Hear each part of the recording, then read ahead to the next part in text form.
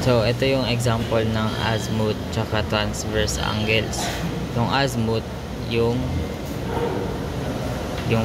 yung theta. Siya yung nakahiga. Siya yung nakatayo from vertical angle. Tapos si or phi, siya yung horizontal, transverse. So, para kunin muna yung unahin natin lagi yung transverse. So hindi mawawalan ng magnitude dyan. So kunyari point A to, yan. So vector A is equals to 400 newtons. Para makuha mo yung forces na nag-act sa Z, gawa ka muna ng FBD. First FBD mo is along Z axis, tapos XY. So Z, ito sa XY. So ganito yung angle nyan. Tapos nakalagay dito, since ito is nanggagaling siya sa XY, axis na XY, dito malagay yan. Tapos syempre 30 degrees. Ito nakalagay dito 400 Newton yan. So ito, at alam natin na ito ay opposite ng 30 degrees, diba? Ito off, ito adjacent. So regarding sa SOHCAHTOA, andito yung opposite, andito adjacent. So para makuha natin si FZ, ito kasi itong line na to, line na yan, si FZ, kasi ito si FXY. Tawag dito sa line na to, sa kay FXY, common line, kasi siya yung naglalay sa gitna ng x-axis at ng y-axis. So proceed na tayo sa pagsasolve. Since para makuha natin si FZ will be point A, since opposite siya, we will use sine, tapos the angle 30 degrees. So, para naman makuha si FXY, gagamit tayo ng cosine A, cosine since adjacent siya, 30 degrees.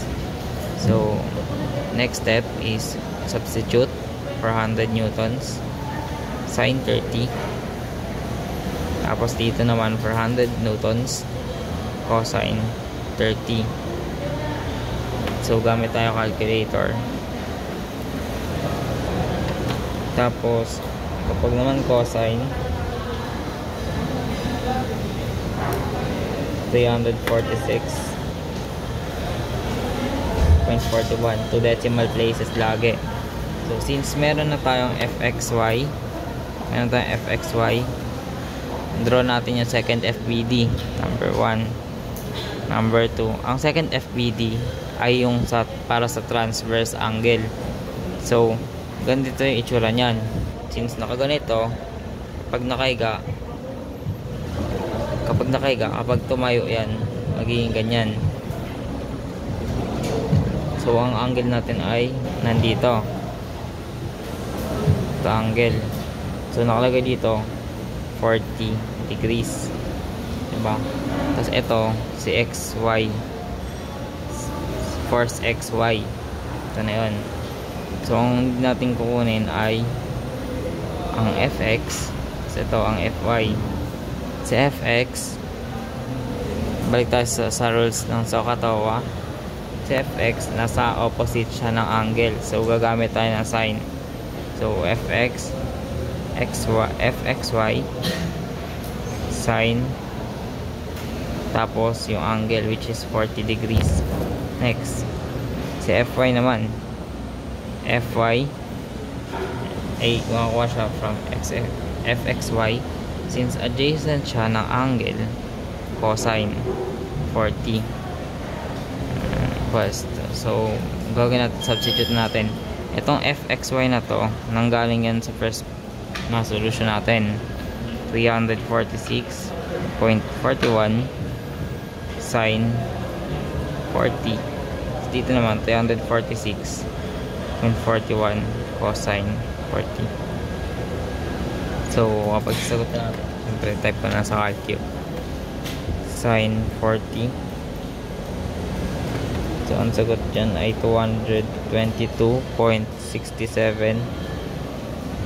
Nakalagay dito for sa calculator is 222.66, pero rounding off magiging 7 to kasi above 5 to. Tapos next sa ano naman, FY naman 346.41 cosine 40. Ang sagot ay 265.37 newtons. So meron na tayong FC, identified na si FZ, si FX at si FY. Yun lang.